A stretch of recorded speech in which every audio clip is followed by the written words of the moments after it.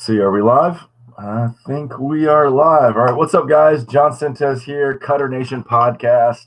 Got an absolute legend back on. Guest of the year, by the way, two-time champion, first repeat offender, Diamyn Hall. Diamyn, how are you doing, buddy? I'm good, man. How you been?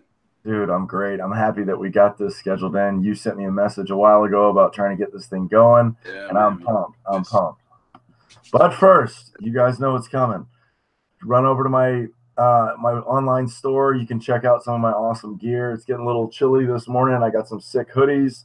I'm out of hats right now, but you can see what they look like on over here. I got to put another order in. You can get awesome like Strikeout Savage, Strikeout Season. Like, I'm just about that domination life. We got to do it in one. Go over to the link in my bio. You can get J-bands, tap-weighted balls, flush bands, anything that's going to help you, what I use on my athletes to help us get better and recover. So without further ado, if you don't know who the best mental skills coach guy in the game is Diamyn Hall. Diamyn, why don't you, for the people who didn't know you're a second-time offender here on the Cutternation Podcast, tell everybody about you, where you're from, and what your deal is. So I'm from Dayton, Ohio. I'm on staff with Wright State University. I consult with pro guys. I consult with high school guys, pro teams, other Division I teams other than Wright State. So, and everything I do is based around mentality, your mental toughness, the mental game, the mental side of the game, mental conditioning, whatever you want to call it. It's all the same stuff at the end of the day. But being able to train your mind to be as successful as you possibly can on the field and off the field. Dude, I'm going to say this again, and I hope the internet takes this and runs with it. But I feel like you're like the Denzel, like calm, collected voice, like in my head. There's been a couple situations where I've been out and I've been in a group of people, and that's one of the things we talked about last time, which I was really pumped about, which was that rhino state of mind. And everybody loves a good metaphor, and it gets even better when it's something unique and something just, something that really gets you, I'm in a good way. I'm easily motivated. I don't know. I think I've been fortunate of that, where someone says something, and you say something like that, and I got to go do something. I got to be productive. I got to, I heard my buddy Robbie Rowe. I'm not sure if you know Robbie.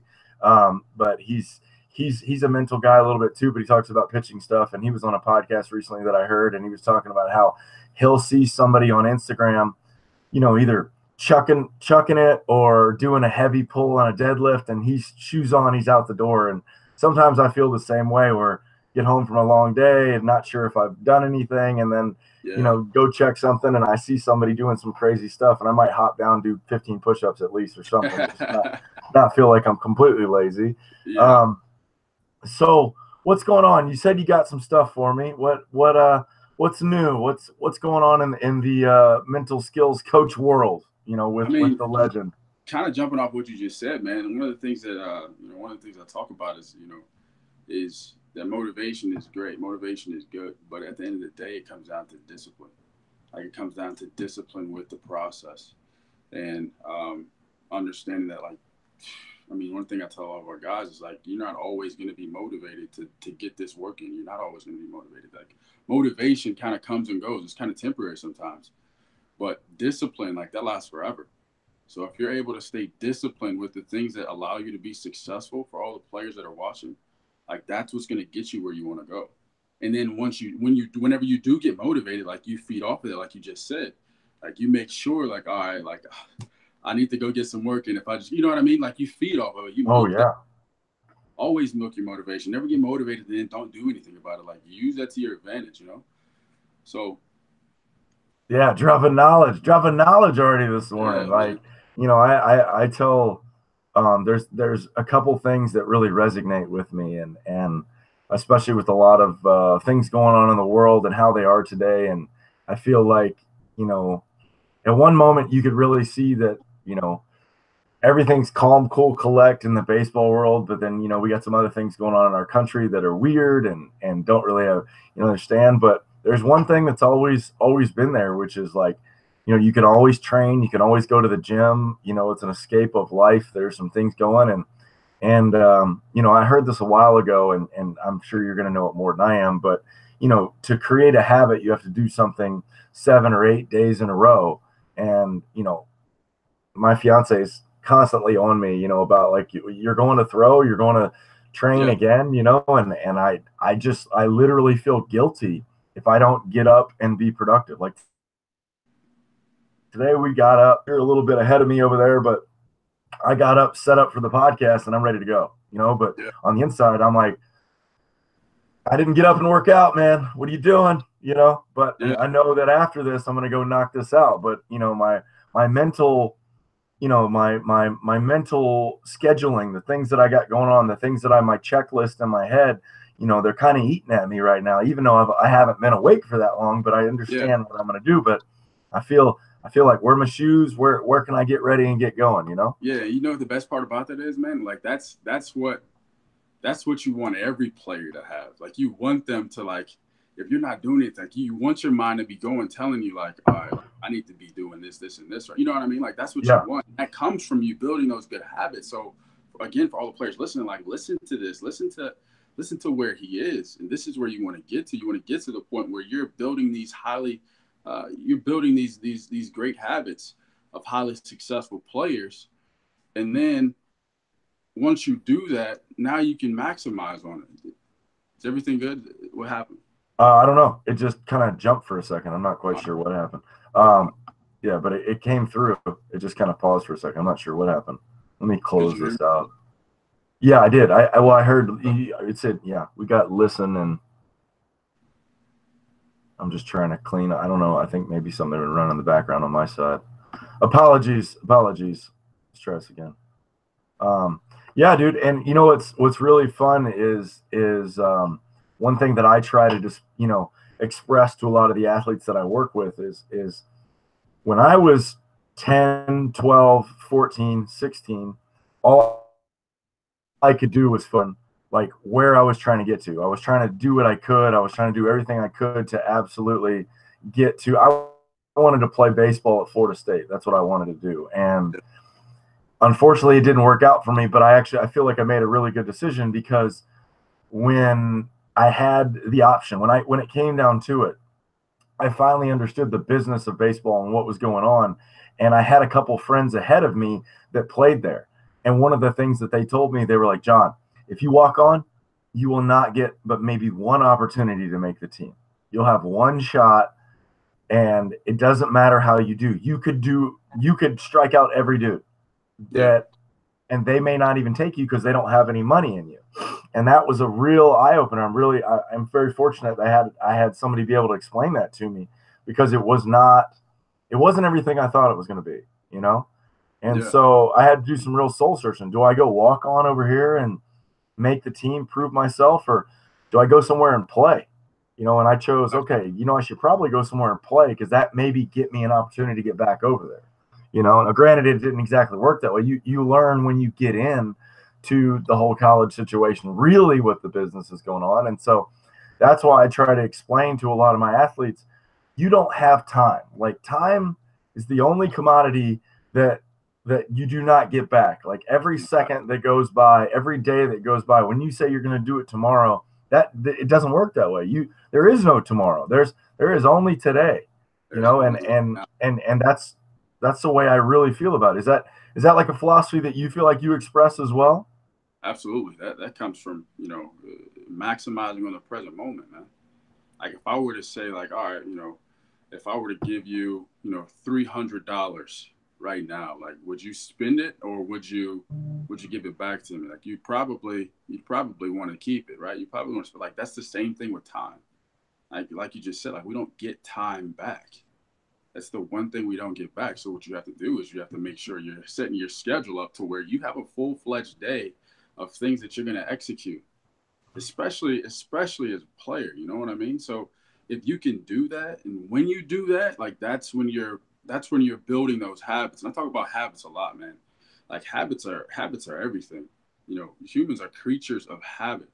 If you build highly high quality habits that will allow you to become the best player you can possibly be, then that's what you want to continue doing. But it's tough sometimes because guys, people in general, like they look at their habits right now, like, no, I want to keep doing that, even though it's not really helping me. Like, I want to keep.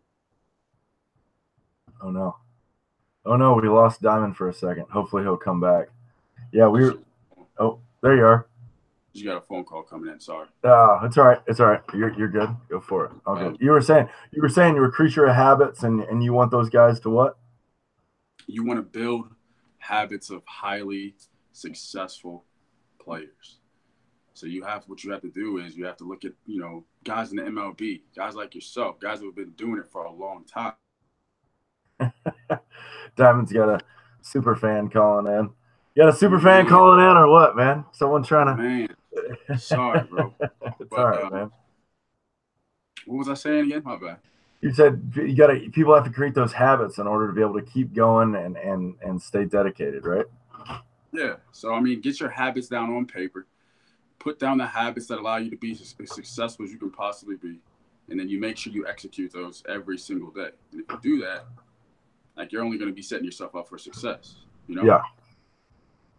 Yeah, dude, that's awesome.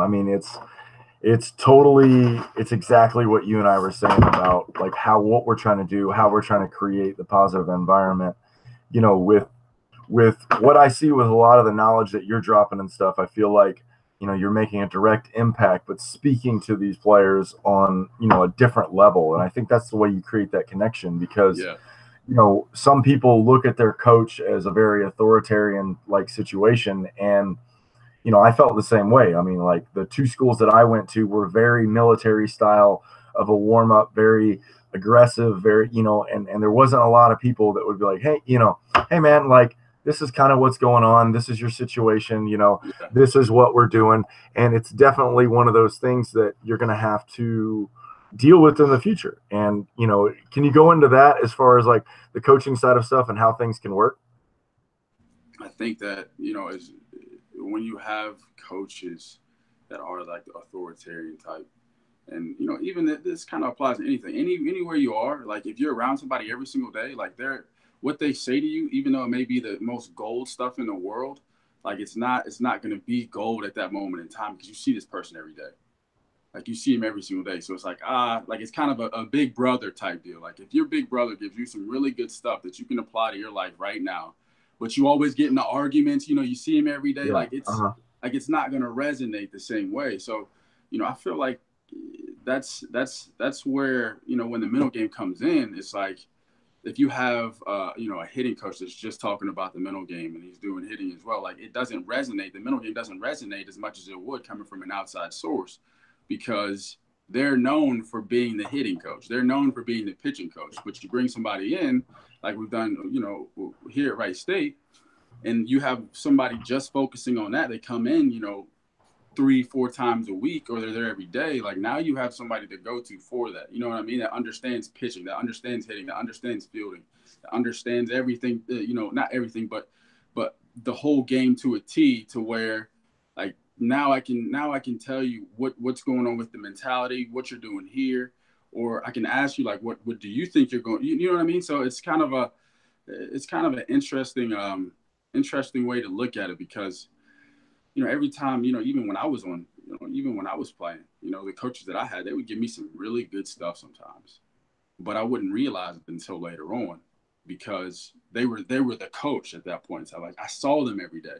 Yeah. I saw them lose control of their emotions. I saw them do this. I saw them do that. I saw them fail over and over and over again. So it kind of, picked away at what they said, but bring an outside source in.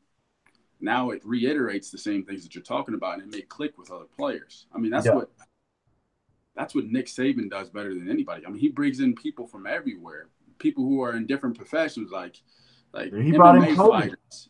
He brought in Kobe. And at the end of the day, the strategy behind that is I'm going to bring in this guy to come in and reiterate to my players the same things that I've been saying, just in case 2 or 3 guys haven't really been getting it. If Kobe comes in and he says it in his own way, maybe it'll click with this guy and this guy and this guy and this guy. He's a genius, man. And that's where, again, baseball, we fall behind in doing that. because I don't know why, but we're always behind like basketball and football. Like they're always the leader of the packs, and then 2 or 3 years later, now we start doing stuff that they do.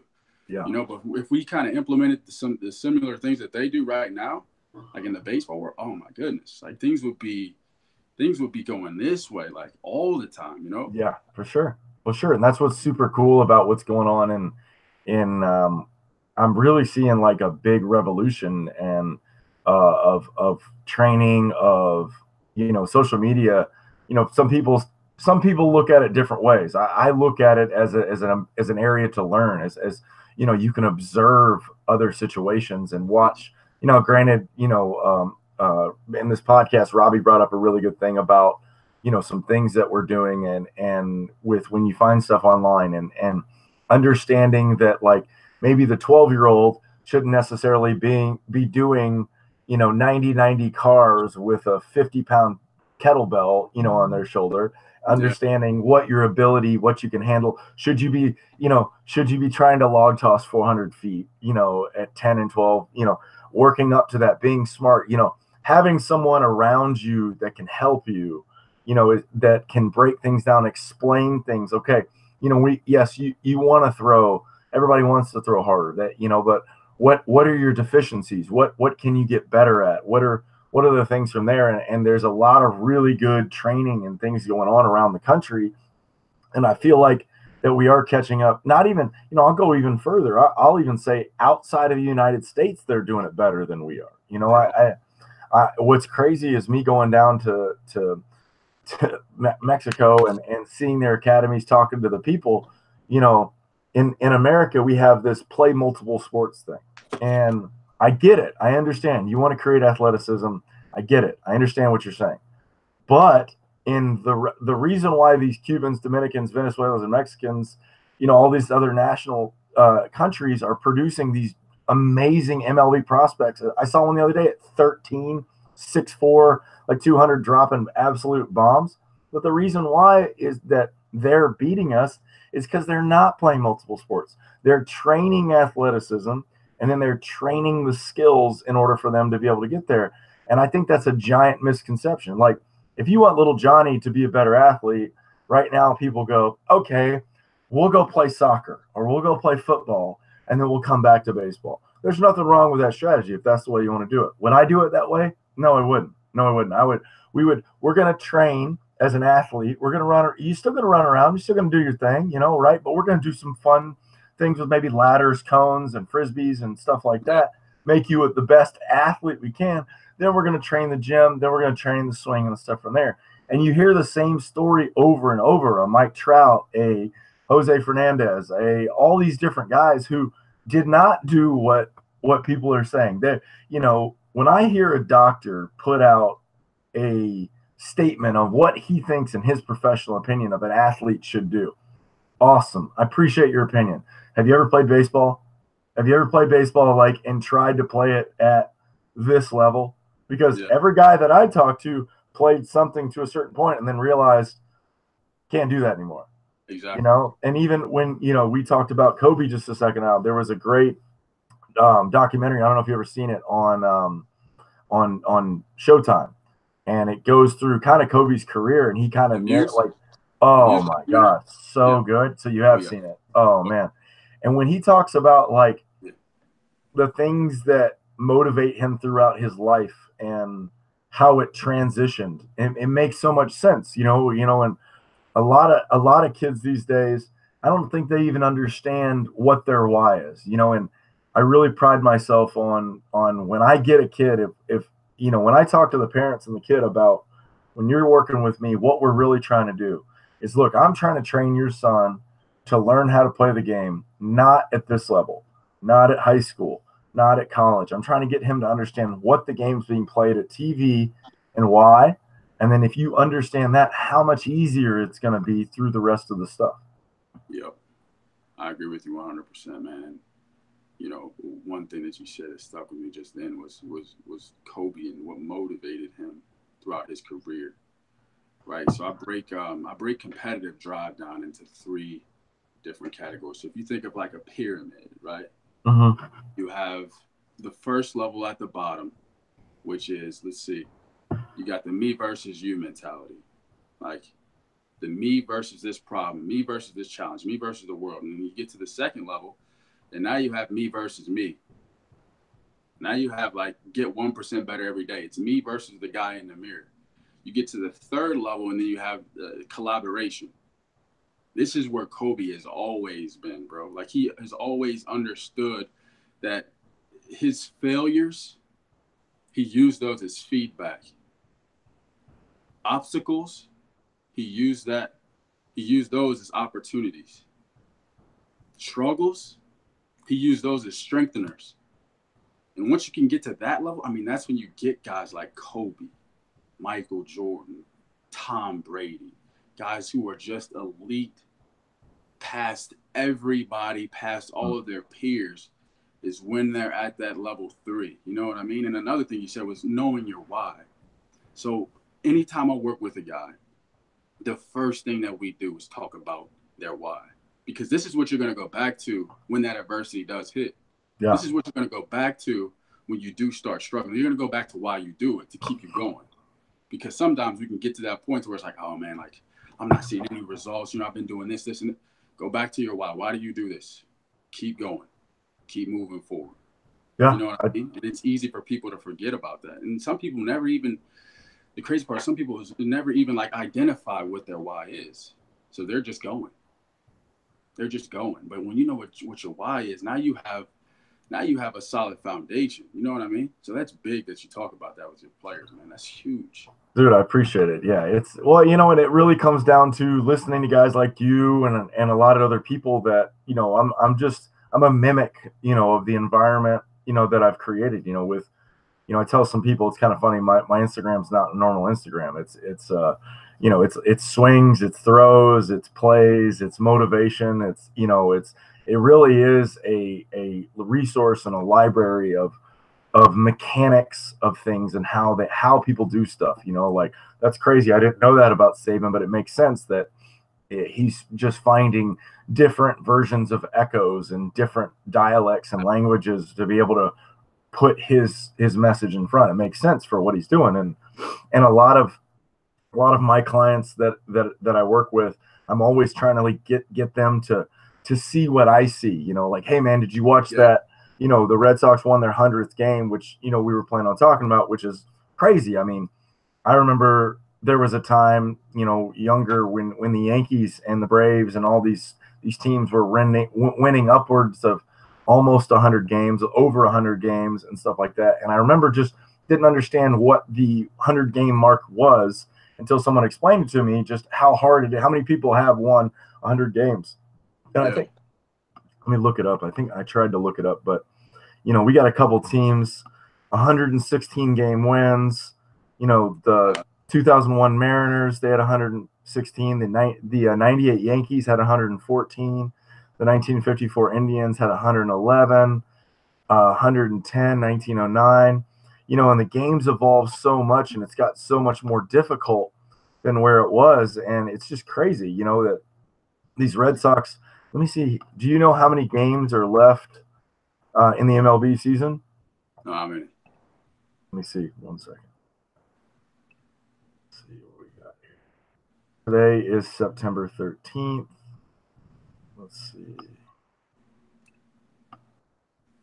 I'm not exactly sure, but I know we've got a lot, but I know they have a chance to be able to get to 116. And I think that's absolutely crazy. Like, that's super cool that you could get out and break a record that's, you know, if it is 116, 118, I couldn't find, there's a bunch of information out there on stuff like that. But now and then they're bringing up, like, how many games that these other teams have played because they played less games. So these guys have more opportunities. So, you know, in baseball, they're always willing to debate whatever. But, you know, it's just, you know, it's very interesting to see how the game's evolved. And when you watch, you know, what's really cool with social media too is you can go in and see a lot of these players, you know, they're doing a good job of being like, you know, I personally think it's a on purpose move by the MLB to be like, hey, when you guys are at the field or you're doing whatever, do a little Snapchat, do a little Insta story of what's going on, behind the scenes, maybe in the dugout, maybe on the way to the ballpark, and you can see like, whoa, you can see these locker rooms. You can see,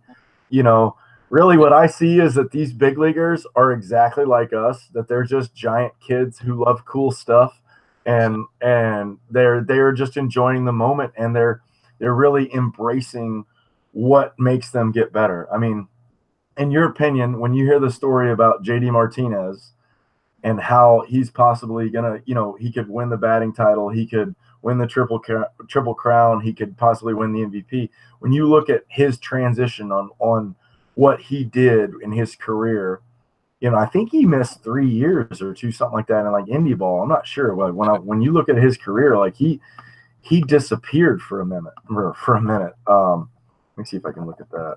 His preparation is ridiculous, man. Oh man, I love it that he filmed, like, he's changing what is acceptable in baseball. A guy who wants to see a swing, Yep. And look at it in every swing. He hits BP and he films it. Then he goes in the cage, he films it, he works on things. He knows what he has to do to get better, and it's crazy when you look at what he's been doing. Maybe he didn't miss 3 years. Maybe he was just in a different organization or something. But it says I think that's what it was. But yeah, man, his numbers are stupid. Like on what he was with the Tigers for a while. I remember that, and then he went to Houston and didn't do so well, and then figured it back out with Arizona, and then now he's with, and it's crazy. You can look at his salary in 8 seasons. He was with the Tigers. He was making 9.7. Then he kind of dropped off, and then he took league minimum at 483. Had a crazy good year. Signed a 1-year contract with the with the Diamondbacks for $11 million, and then signed a $23 million contract with the Red Sox. Like, that's nuts. Yep. But all because he went back and refigured out, and he there was a thing recently they were talking about that he went back and saw once he started looking at his video and what he was doing. And then, the MLB has that library that really you can look at almost anybody you want. Yeah. And he started going through and look at all this footage of these hitters and what they were doing. And he realized that he wasn't moving the way that they were. Yes. So he just completely decided to make a change. Like, okay, why are these guys, the things that I was taught, straight to the ball, squash the bug, all this stuff, that's not what they're doing. They're doing other things. And it seems like they're having more success. So once he started doing the research and divulging into it, he realized, wow, not only is this better, it's easier. Exactly. And I am down for efficiency and easiness of movement. A lot of people don't put those things together, but they can be, Yep. So JD Martinez is like the poster child for me. Every time I go speak anywhere, like I went to go speak at UCF. One of their camps a few weeks ago. And, the first person I showed him, the first person I pulled up was JD Martinez. I mean, his preparation is ridiculous. Like you said, he videos every single session that he takes. And him being able to study, previous guys and then learn from them and then incorporate it into his own process, how he moves, his movement efficiency is ridiculous. And then the best part for me is, from my area, from my standpoint, so I talk about pre-pitch breathing, what you're doing right before you step in the box for hitters, right? Your pre-pitch process. He does the same thing every single time. And, people talk about like routines and superstition. Like, he's not doing anything that's superstition. He's doing everything on purpose, with purpose. It's the best part about JD Martinez. So he takes a deep breath before he steps into he takes a deep breath before he steps into the box every single time. Like, if you watch him, one of my pro guys actually sent me a video of him facing Justin Verlander. Before every time he steps in the box, he takes a deep breath and then he steps in, and you can see him like release tension from his body. So he's like in a relaxed state once he gets in the box. I mean, down to the T, little things like that. And then it was funny. One of the campers that was there, he was talking about how he trains with he has the same hitting guy back where he's from. And he's gotten to see JD Martinez, like how he works. And he said, bro, it's ridiculous. Like, it almost like makes me sick. And this is like a younger guy, man. This is like a 15-year-old talking about, like, this dude is like really stepping my game up when I get to see him, because how he's so detailed oriented. He's so process oriented. And he does everything, in order to make himself successful. Like literally everything that he does, man. And that's what you want. But it's like people are, you know, how we've been brought like, oh, don't look at video here, don't look at video there, don't do this, don't do that. Like, oh no, that's super like he's completely like changing the game and being able to be younger players being able to see how he goes about his work, not only how he goes about his work, but the things that he does specifically. Like, oh man, he's impacting so many kids everywhere, so many coaches too. Yeah, I agree. He's definitely, like I said, it goes back to the internet and how things are going on right now that Exactly. that people are sharing information. People are, you know, you don't really get to, you know, you can't really follow. Back in the day, you couldn't really see this stuff. Like you could see it in real time, but technology and cameras and things that are going on. And, you know, I talked to, you know, a couple former clients from back home recently, and I remember telling them, yo, like, if you don't have a blast motion sensor, like telling you what you're doing, like, what are you doing? Like, what if I had something that I could wear on my wrist that told me about what was happening with the ball, and I could get real information. You know, I really like the Rapsodo, you know, a lot of this stuff that's coming out with the pitching side of stuff, because it's really validating what I'm saying. And that's why we get the new facility that I'm at. I put the radar gun up with the screen. So I don't care if this kid's 7 or he's 22. We know when I film you, when you move a certain way, it goes up or down. That's what we're looking at. We're using this very simple thing of like, okay, you applied more force mentally in this part of your body in this way. We look at it on video, and the ball, the velocity went up, and the ball went where you want to. You know, you know, the Jaeger Sports guys, Alan Yeager gets me all the time with his Twitter feed because he cracks me up. I got notifications on it, and, you know, motivation, things like that. And he'll just say stuff that, like, it cracks me up, but it makes total sense. So I'm going to repeat something he said recently, and you're going to laugh at this too, because it makes so much sense, because we're in this culture. I feel like we're breaking out of it a little bit with the internet too, but we're in this culture of don't get hurt. You know, try not to fail. You know, don't go too hard. You know, you might miss, you might get crazy. And, you know, he's saying things like, hey man, you're allowed to throw hard. You're allowed to swing hard. You know, You're allowed to run fast. You're allowed to, I don't care if you're 10 or you're 12, you're allowed to. And I get a lot of kids that, you know, dads want to win Little League games or 10-year-old travel tournaments, that trophies and rings that, okay, like if you win, I want to know this. Like, I don't know when the ring thing started, you know, if you win a 10-year-old championship tournament ring for, let's say, Shreveport, Louisiana, what are you doing with that thing for the next 20 years? Nothing. What are you doing with it? Like, what is it? Just, are you just racking them up and just putting them here and be like, yeah, man, I'm good. Like, rings don't matter until you get to like varsity, college, pro. Yeah. I don't know. Like the Little League, I don't know what you're gonna do with that one. Dude, you know what I mean? Like, but that's what I see. I see, you know, the photos online of the kids excited about it, you know, and they're doing the Captain Planet thing, you know, putting the ring out.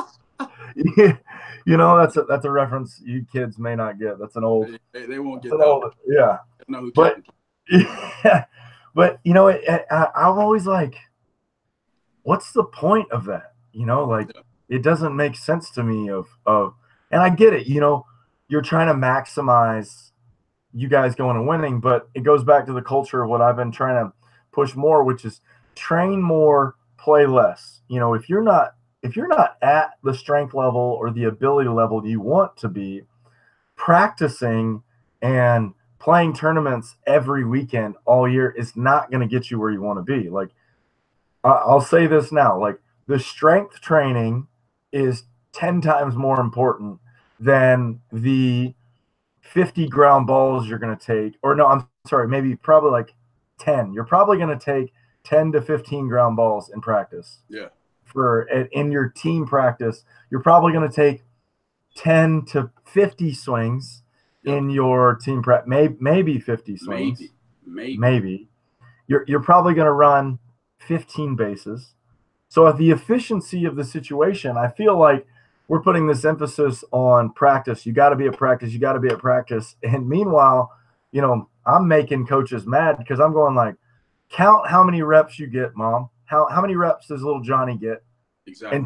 And tell me if going to an hour and a half practice is good, or maybe we come in and do a bullpen session / training session, or we do a skill pull down, or we do whatever. And now little Johnny had 40 throws, and instead of 40 throws, he's going to do 100 to 150 throws, maybe even 200 with all his plyo work. We're also going to do some arm care. We're going to do some shoulder complex. We're going to do some core, some other stuff. And now we're going to get stronger and actually get better at what we're doing, and really try to get better. Try to have as an efficient training session to where we can get as many things tackled as we can, so we can get better as quickly as we can. Exactly. That's what the big thing that I'm trying to put out. Yeah, and that's the way it should be, man. That's literally the way it should be, because you're right. Like, guys only get so many reps in practice. But if you're spending 2 hours, reps, quality reps with a quality coach, now your efficiency is shot through the roof. And one of the things I always talk about is efficiency. You want to balance efficiency and effectiveness. Some people, the balance beam is, I'm very effective, but I'm not efficient. Some people, it's here, but you want to be here. You want to balance both. If you can balance both, if you can find a balance for both, efficiency and effectiveness, which is the way you're talking about, you're setting yourself up for success. I'm writing stuff down over here. I got you. You're dropping bombs. I can't wait to post all this stuff later. Like, yeah. I got do everything on purpose with a purpose. That one got me right here. I'm about to go lift some heavy things after that, and then balance efficiency with effectiveness. Also dynamite. So, man, and I know we talked about this before, but I'll tell a small personal story. I've written down 2 phrases that are very traumatic phrases of things that happened in my life. And Robbie talked about this recently too, but there were 2 times I was released or a bad situation happened with coaches. And both of them had very prominent statements to me that, like, one was confusing and the other one I understood. I understand now what happened as far as like why this coach said this to me. And it was a complete lack of clarity on the situation, really. But the first one was, and you're going to like this, I was too smart to play baseball, and which was really a confusing, I had another year to play in junior college, and they wanted to go a different direction with my scholarship and stuff. And instead of saying like, hey, we're going to take your scholarship, instead of just being honest about the situation, my coach tried to sugarcoat it, which confused the crap out of me. He just said, you're too smart to play baseball. If you continue to play baseball, it's going to cost you about $10 million of your life. And I went, huh? What? What do you mean? And he basically said that he didn't feel like my ability level, after processing, he didn't feel like my ability level was where it should have been. And so they wanted to go another direction. But that's not what he said, Yeah. So I got confused on what he was saying. And then I asked him, well, can you go in further? And he referenced he had a Microsoft Excel problem back in November. And he asked me if I could help him because I happened to be around his office, and I did because I was taking the class on it. Yeah. And so he thought that was super cool, and then didn't really think I was a very good pitcher. But yet they dropped me down to throw sidearm and never really saw me throw it over the top, which is hilarious, like in this situation. So, that's always been a motivator. I've had that written down.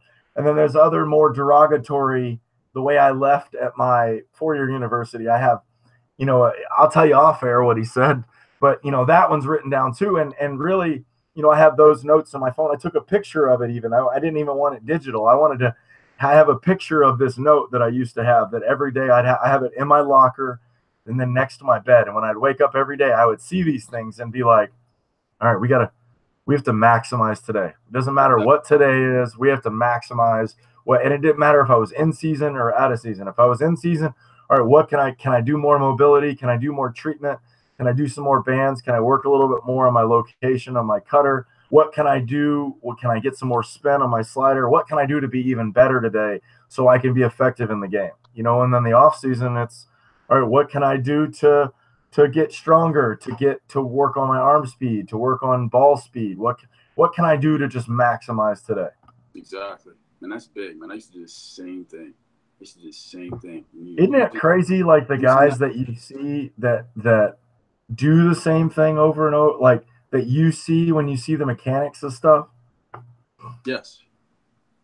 I mean, this is what Kobe talks about all the time, using all of the things that people have said about him, people who doubted him, people who bullshitted him, people who were negative to his face, people who were negative behind his back, talking about him behind his back.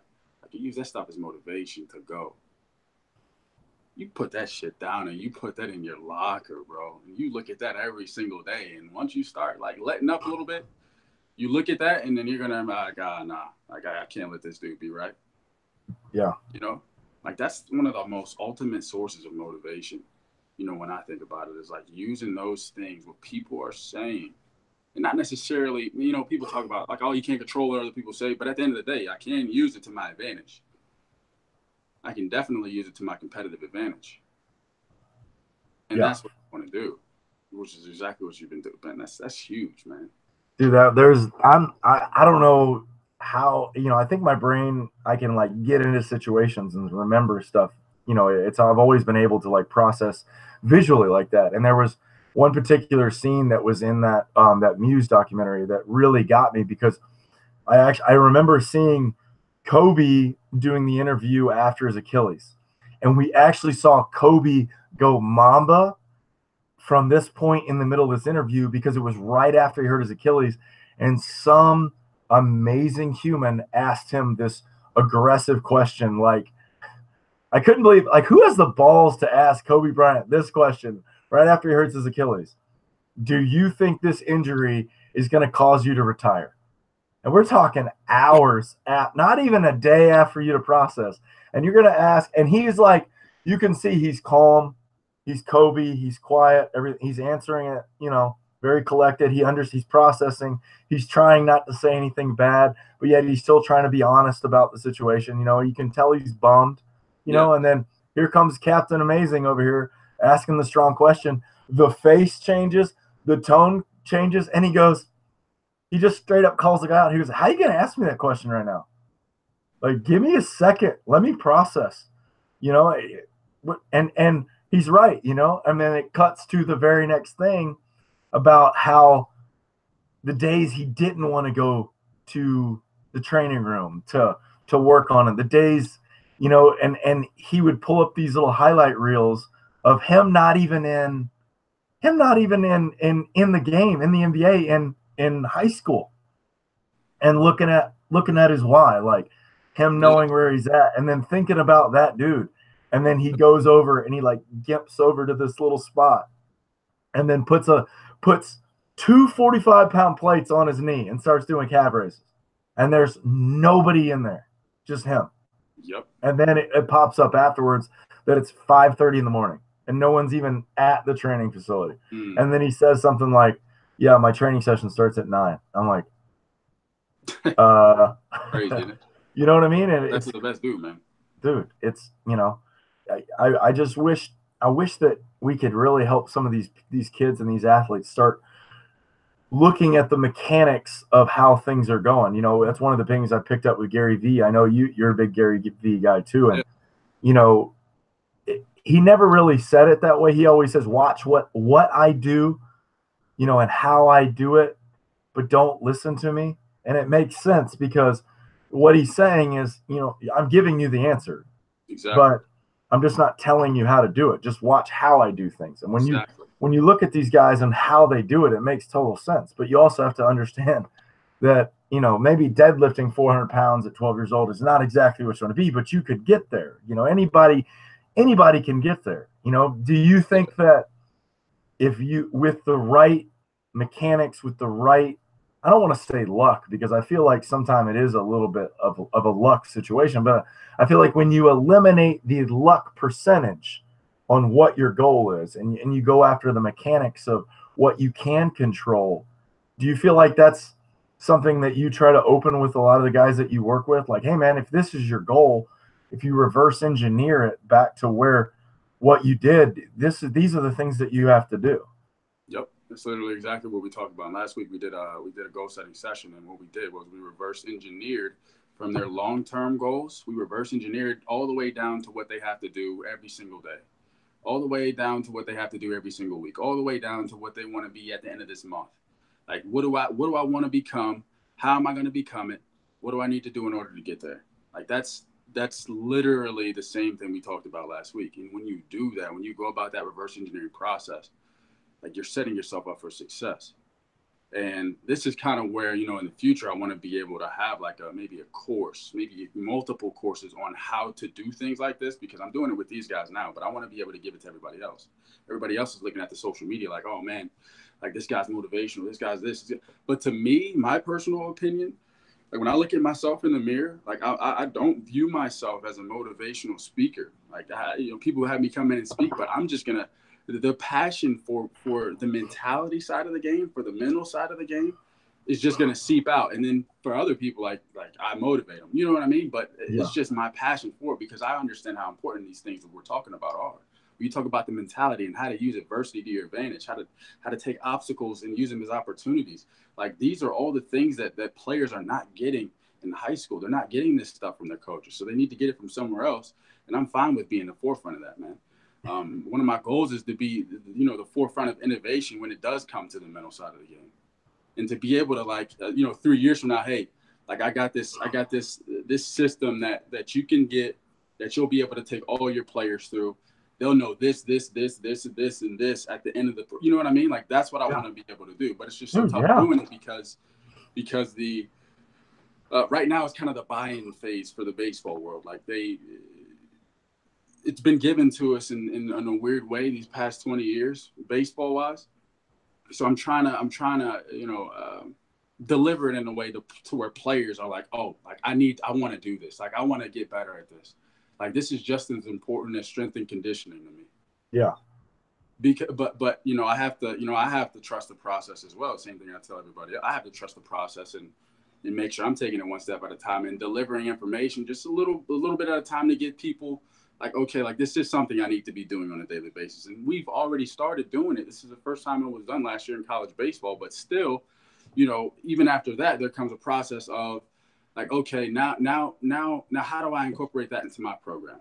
And I've had a ton of coaches reach out to me. Okay, how do I incorporate what you're doing into my program? And that's kind of where I want to go, from here on out, not only giving valuable information and systems to coaches, but to players too, because at the end of the day, I can give a coach, a whole system on the mental game and how he can implement it into his program. But if your players aren't bought in, then they're not going to care about it.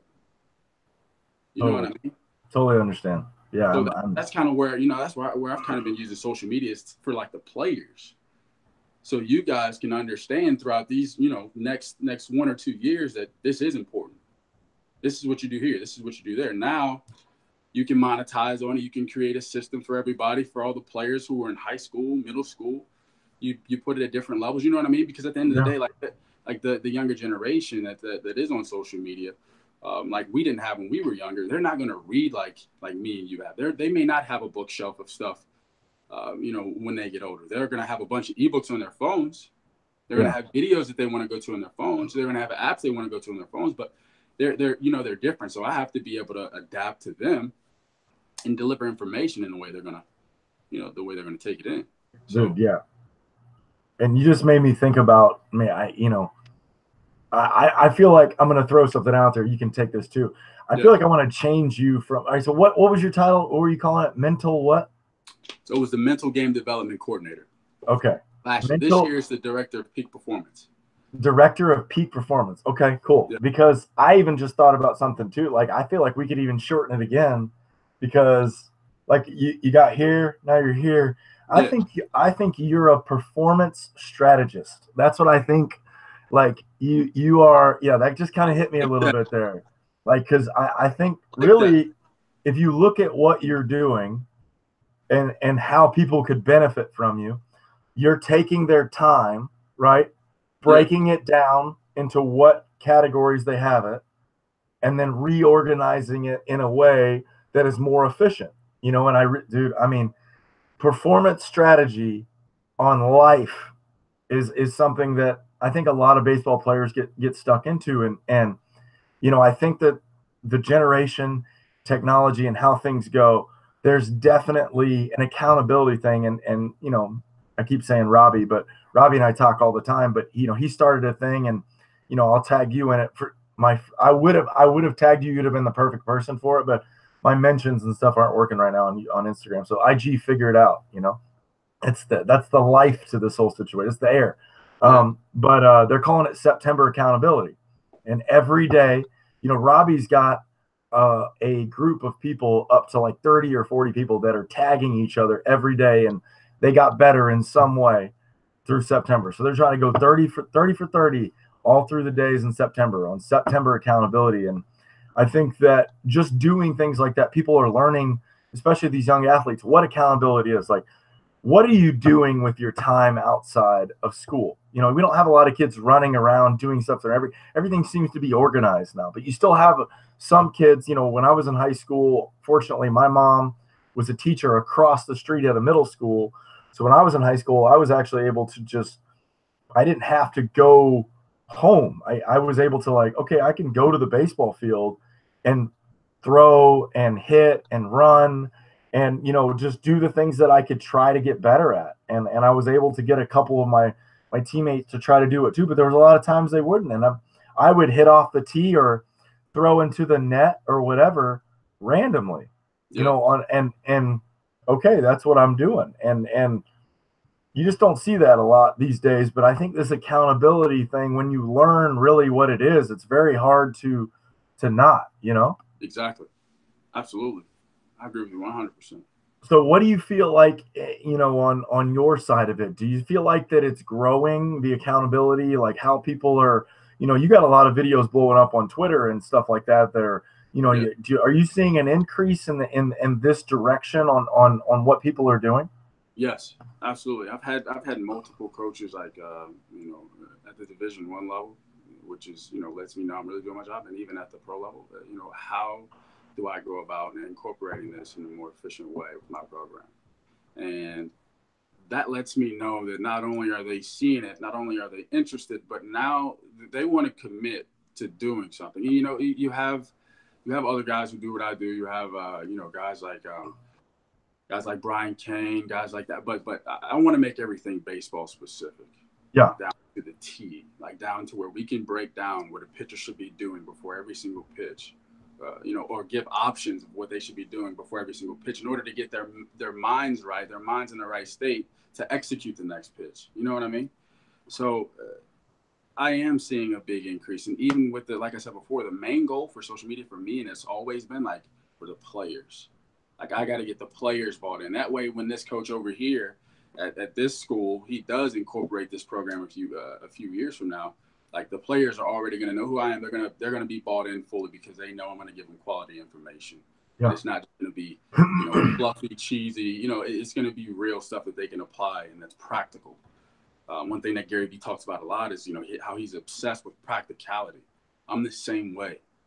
Like, I want to give people things that they can apply right now, things that you can take and use in your game right now. You know what I mean? So I have seen quite a bit of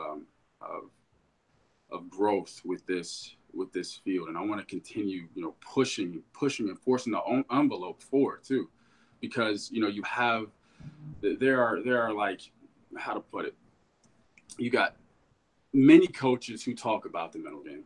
You got very few who understand it. And then you have a handful of coaches who actually effectively incorporate it. I want to move the people who usually talk about it and the people who, you know, who understand it. I want to give them the tools to be able to actually practice it, to actually apply it to their coaching staff, to their, you know, to their programs. So that's where I'm kind of pushing the envelope. But I've seen a whole lot of growth. You know, even people using the same language that I started using last year, and that's what I want, man. Like, that's what you want at the end of the day. Not necessarily just because it's coming from me, but because, like, they're getting better. And my purpose at the end of the day is to impact as many lives as I possibly can until my time here expires. Not only impact, but impact in the most powerful and positive way that I possibly can through the information that I've learned throughout my career. So Yeah. It's just, that's kind of my why. That's my purpose. Performance strategist. Performance strategist. I like that, man. I really do like that.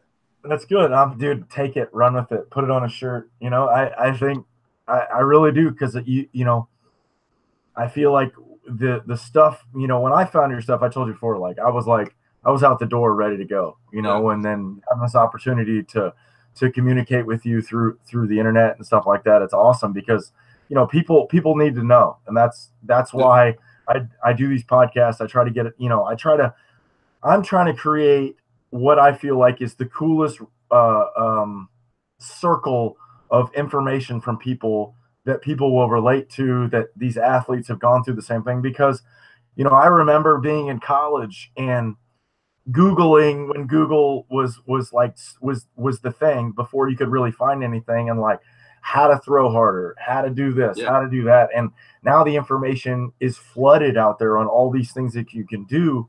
And, I really use social media as an accountability thing, even on myself. I even told my fiance last night, I was like, man, I didn't get a chance to post my lesson videos from the day before. And I find that is there's not a lot of people that are consistent over years of work and things. And I pride myself on, today I'm going to make up for it. I already got the videos edited, ready to post, got to knock them out. And I look at that as my own accountability, and building this network of stuff and building the business on wherever, I've become obsessed with trying to become as efficient as I can on these things, so I can get so many things done. I talked to some people the other day, and first-time clients, but they followed me online. They basically followed me on Instagram for 2 or 3 years, and they're setting up their first lesson. And one of the things that they talked about is hey, we found you 2 years ago. We've been following you since this date. I was like, wow, that's great. And they're like, you have not changed your message. Matter of fact, you've grown everything you've done since this point. And now, now I'm at this gym that I feel like I can do some big time good with, being able to have all of the equipment that I can get my athletes in and be like, cool, we're going to get your throws in. We're going to get our work in. Now you're going to go get a workout in. And then while we're doing that, I'm going to talk about, what are you doing with your time outside of school? So there's variables you can't control. School's one of them, but you can control it, because if you do this, if you get good grades, right? If you put in the time to do it, it doesn't take a lot of time. It takes a little bit of time, but if you do what you're supposed to, you will be rewarded with having this opportunity. It's that black and white, but for some reason, we're not presenting this information to the kids like this. Exactly. We're just telling them, get good grades. We're just not telling them why, and that's where I'm fortunate enough to be around some of these 12, 13, and 14-year-old kids. And I'm like, dude, if you stay dedicated, and like you were saying before, discipline, and get as close to a 4.0 as you can, and then take a little bit extra time and do some ACT or SAT prep and get the best possible score you can on this. And if you go out and you dominate, you're going to get the best opportunity for you to go wherever you want. But we just don't see a lot of people explaining it that way. You just say, get good grades. Yep. Okay, but if little Johnny doesn't know why, he's less likely to do it, You're exactly right, man. Is that something you run into at the college level also?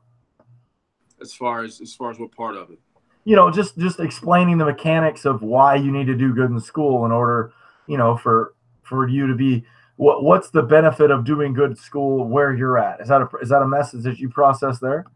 So our head coach last year, he's at Indiana University now. He did an excellent job of that. And I kind of, I had a few conversations with guys, but that's not something I usually focus on. But he really touched on that a lot, and it correlated, And like you said, it's just a matter of giving the guys why, why you want to do this, how you can influence this, and then how, how can you do it? And that's what most people usually forget. They forget those two. They only tell you the what, but they don't tell you the how and then the why. which are the two most important things that go into the what, you know? Mm-hmm. So to answer your question, I didn't that much last year. That wasn't one of my core fundamentals, but our head coach, he did an excellent job of it. And our head coach is doing a good job of it this year too. He just got promoted, Alex Sogard. He's really good. He played pro ball for 2 years, or for a few years, and he was a pitcher himself. So the guys are taking it in, man. And when you deliver it the right way, that's what it's all about.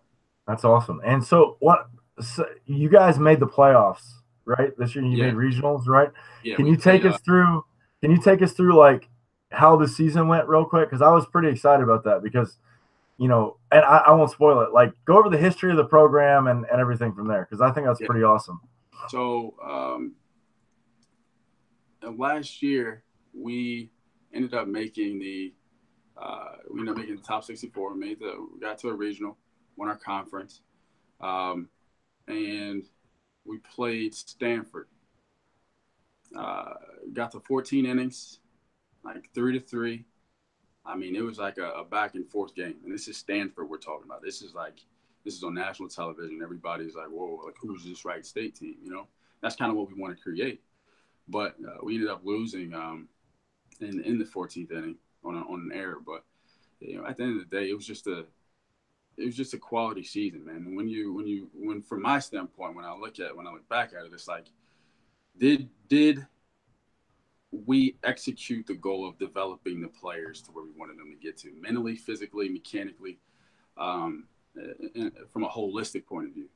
And, you know, I personally think we did. Now, I think we still underachieved when it came to, you know, how well we did. Obviously, you know, I think we could have won. I think everybody knows we could have beat Stanford. But, you know, that's just not how it goes sometimes. It's just baseball still. So we use that. We're going to take that adversity and use it to our advantage this year. We're going to use that obstacle to our, you know, as an opportunity. But it was quite the year, man, especially for being the first time that we incorporated like what we did last year with this position. Like it was pretty successful, man. And obviously, you know, I went back to the drawing board after the year was up, and I went back and honed in on my processes and how I can facilitate information better, how I can get better, how I can get more efficient, how I can get more effective. And, you know, we've started to incorporate those things now. I've started to incorporate everything differently now. Not necessarily differently, but I improved everything that we did last year. That's tremendous. That is tremendous. Like self-reflection and looking at how you're doing things and then reevaluating. That's such a hard thing. Yeah. Pain plus reflection equals progress. Oh, I'm writing that down. Hold on. Pain plus reflection equals progress. When you look at your pain and when you look at your adversity and when you look at the obstacles that you've been through and then you reflect on those things, most people don't want to reflect, bro. Most people want to put everything in the back of their mind or just compartmentalize it, right? But when you reflect on those things and take the time to look yourself in the mirror, to hone in on your mistakes, to hone in on the pain that you faced, like that's when you start making tremendous progress. Period in the story. But it's a matter of actually doing it, staying disciplined to actually doing it, because most of the time, you know, we struggle, something goes wrong, you know, we face pain, we get, you know, we face adversity and we don't want to reflect. We want to just be like, yeah, whatever, I'm going to keep going forward. No, you have to take in the information. When you take in the information and reflect on what you did and how everything went and what you can do to improve, now you have a real progress. Now you're going to grow because you took it head on. It's that rhinoceros mentality. Again, you take that rhinoceros mentality with the pain that you face, with the adversity that you face, and now you get progress, you know? So that's huge. That's huge right there. You know what, dude, it just hit me a little bit for what you're saying, because like that goes back to the same thing that I think we were talking about last time, and we can even reference Kobe and you know, when you look at the people who have done anything the best, there's always been a traumatic pain type situation, whatever it could be, you know, even with myself looking at it, you know, I told you I was released 2 different times, you know, and then, you know, I broke my elbow, and it always seems like the people who have gone through this stuff experience this such a low, you know, so I'm excited, you know, knowing what I know, knowing what you know, I'm kind of excited for the guy who made the error to see how he bounces back in that season. is he a senior or what? He ended up getting drafted. He got drafted. So he ended up getting drafted. This is one of my go-to guys right here, man. Yeah. Dave So Simon, he grew so much last year. It was ridiculous. Yeah. And I'm sure, and I know probably know the same thing. That dude, I'm sure from the time the season was over to the draft, which was probably only 2 or 3 weeks, I think, after the season, that dude lived in the weight room, lived in the cage, and was just absolutely doing everything he could to better himself. And, how do you know how his first season of pro ball went? I talked to him a few times but I'm one of those guys who don't like look at, I tell all my guys not to look at stats, so I don't even look at stats. I just want to hear from them, like, how do you feel like you're doing? What are you doing? What are you doing? So I don't know statistically how he did, but I'm sure, however he did, he's going to grow from it, and he's going to make sure he goes back and does the same thing. Like, you reflect and then you go back to work, see what you got to do, and then you get better, you improve. It's pretty cut and dry, Yeah. I mean, I think the word adversity doesn't mean anything to a younger generation. I feel like we got to find a better word, because I heard it all the time growing up, but I didn't know what it was, but I'd never really experienced it. You know what I mean? Do you think there's a better word we can come up with than adversity that's a little bit more, I guess the word I'm looking for is young. Like what would be a good word because that could be a thing we could start. First one that comes to my mind is just like struggles, because guys do experience struggle at that level, but you're right, they don't really experience adversity yet, unless they've gone through something like super traumatic. I don't know, man. That's a good one to think on. That's a good one to brainstorm on, because you're very, very right. That may not resonate with younger guys. Adversity, that word may not resonate. It may not click with the younger generation. Yeah, I mean, I remember I think I was fortunate enough to be raised.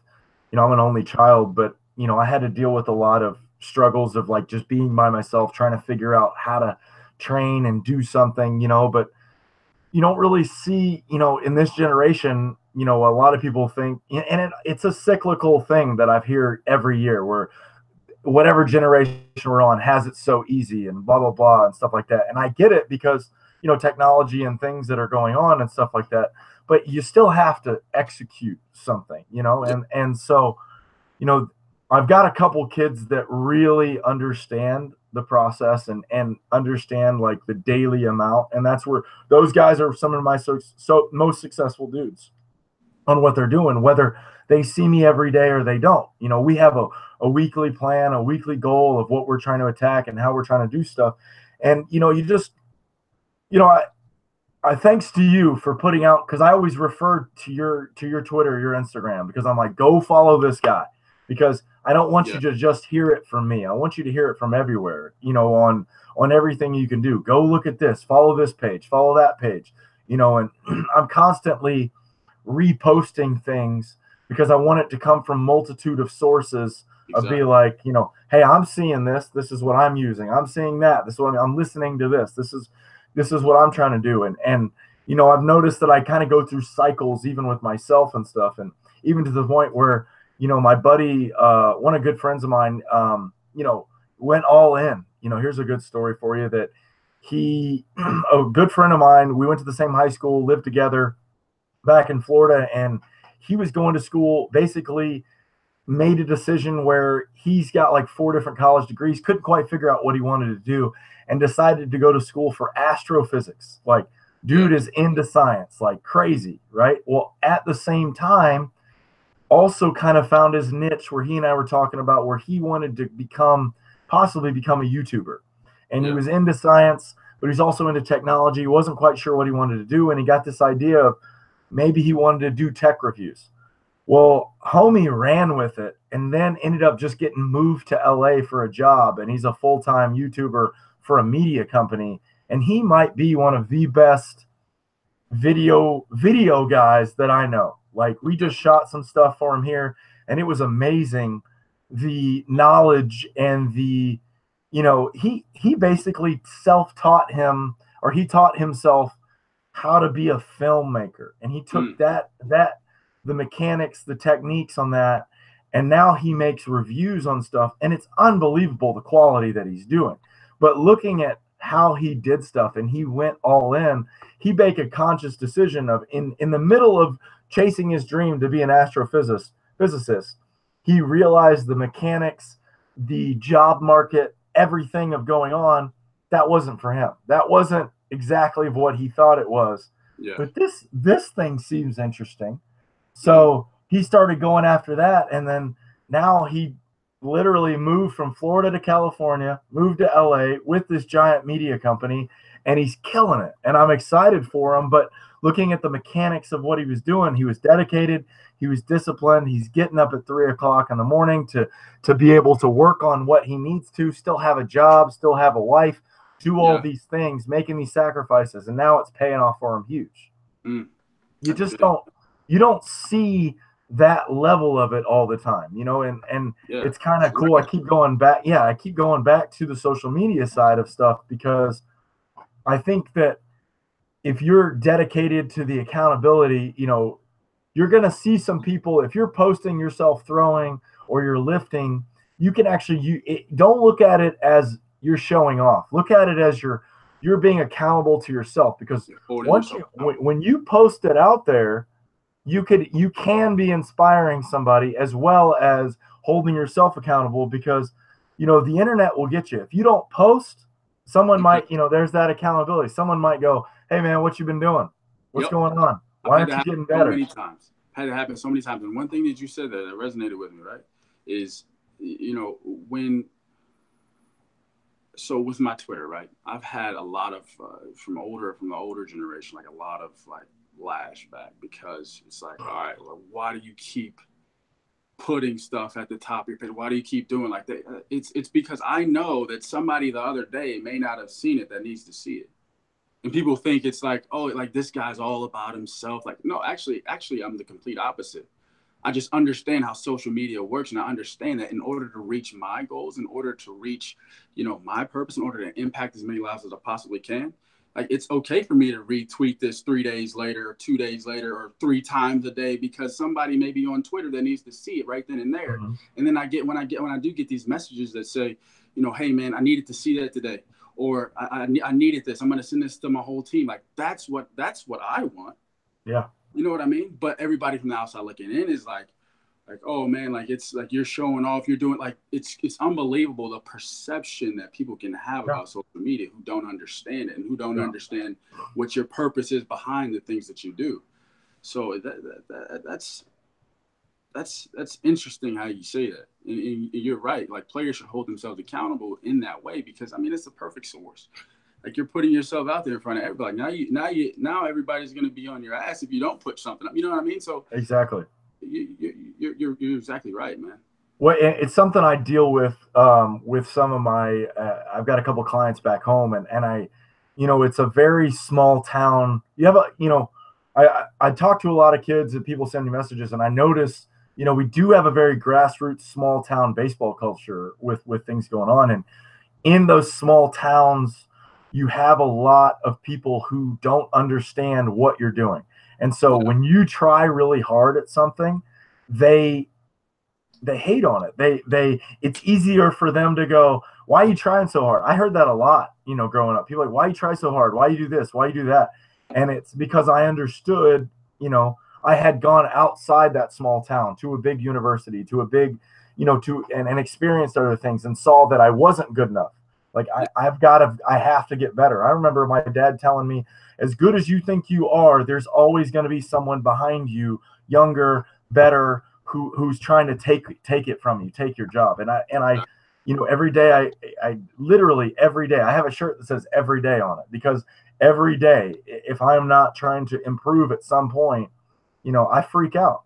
My fiance thank God for my fiance, because she slows me down. Like I would work 7 days a week if I could, because I don't feel like I work, number one. And number two, it's fun. It really is fun. And I tell her all the time, if you see me going too hard or whatever, you got to tell me. And she'll tell me sometimes, "Hey, we got to stop. Yeah. We need a minute." And I'm like, "Okay, cool." Accountability at its finest right there. Exactly. I'll disconnect for a few, and then, then I'm back on it, so exactly. It really, and those little disconnects fuel me again for a couple more days because I'm getting itchy on the inside, but I'm breathing on the outside. But on the inside, I'm like, all right, I gotta do something. I need to inspire. Like you were saying, man, we're trying to inspire. We're trying to put stuff out there. I mean, when I say I think anybody in the world can throw 95 miles an hour, it's not a matter of if, it's when. I really believe that because I posted, I don't know if you saw the thing I posted recently, the stats on guys in the MLB who throw 95. Like that blew up online. But to me, I've been preaching that since I got hurt. You know what? I'll read it to you. Have you heard it? The stat that I read? I got 10. I got 10 All minutes. Right. Okay, cool. Perfect. This is tremendous. Total number of MLB pitchers with a minimum of 10 innings pitched in season averaged 95 miles per hour or greater with their fastball. In 2002, it was 11. 11 people. That's it, right? In 2010, it was 59. In 2018, 156 people averaged 95 or greater. And I've been saying this since I was in college. Like I saw it on the grassroots part of it, where when I got to college, my first bullpen I threw, they radared it, and I was like 86, 87 miles an hour, and I was excited about it. I was like, dang. I was like, all right, I feel like I was throwing pretty good. The next closest guy to me in the bullpen was 93. We were 93 to 100, and I had no idea I wasn't throwing hard enough in order to be – that was a little bit different situation than I was in the junior college. It was the last year of draft and follow. You know, it was there were absolute stud racehorses that were on my team, but I was able to be like, okay, I'm not doing anything. So I started asking these guys questions. When did you start training? When did you start long tossing? Oh, I had a personal trainer at 9. I started long tossing with my dad when I was 8, 10, and so it started making sense to me. Like you got guys like Jordan Hicks who were throwing 105 miles an hour, and you start finding out what their story was. Yeah, he started long tossing and lifting, and yeah, he was drafted out of high school at 94 miles an hour. And and he's kept developing. Weird. He's 22 years old and he's one of the fastest throwers. So, all right, well, you're running out of time. Let's get a preface of, what do you got coming up? What do you got in the works? Let's get a couple more things about you, and then we can get you moving on with the day. What's going on in the world right now? What you got cooking up? So, like I said before, kind of I'm going the course direction of where players want to create a platform where players will be able to go to this platform. They'll be able to look up whatever it is that they want to work on, and I'll have it there for $10, $15, maybe $20, and then I'll have packages as well to where guys can work on their minds as much as they want to, because nobody else is really doing it right now.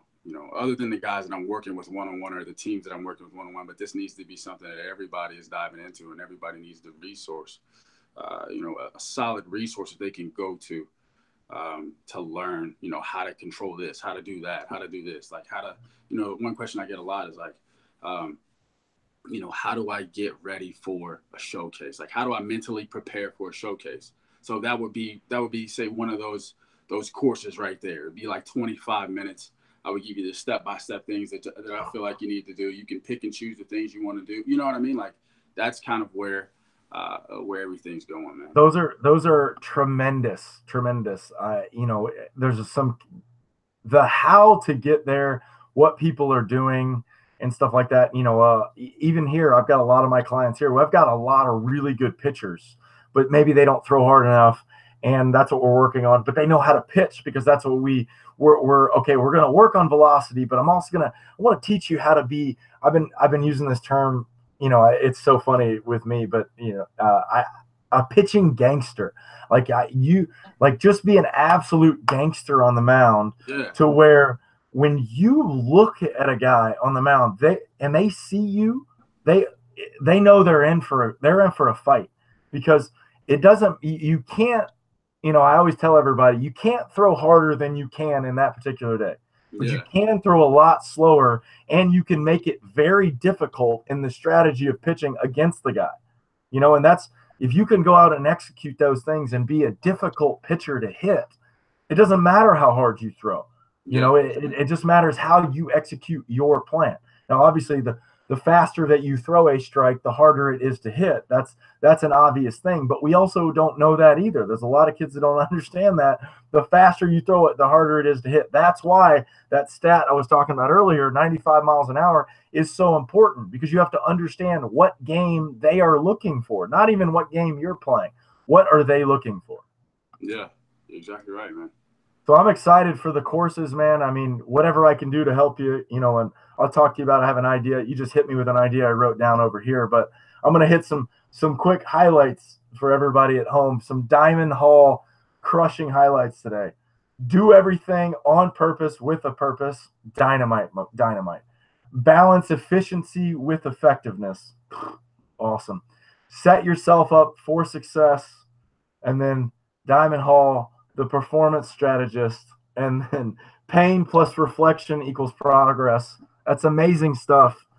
I hope everybody at home follows Diamyn on Twitter, follow him on Instagram. It's a great page. You got anything else for us, Diamyn? No, man, I appreciate you having me today, bro. Dude, this was a great, I really, this helped me out too. I appreciate it, from the heart, man. This is great stuff. And if you need anything from me, don't hesitate to ask. I got some ideas for you that I think really could change some big time stuff. One last thing. Don't forget to go follow Diamyn. Go over to my online store. You can check out my stuff. Check out my website. I got a little bit of blog on some stuff on there. If you're in the San Diego area, I'll be announcing some pitching camps soon. If you want to work with me or do some stuff, I'll be having some online stuff coming on too. Surprise, surprise. Not really. I'm trying to do everything I can as well. You got one last nugget for anybody at home, Diamyn? I'm out of nuggets for today, man. Okay. All right, sounds good. Quality over quantity. Exactly. Bro, it was a great session. I really appreciate you coming on. You guys go follow him. One last thing, don't forget, throw hard.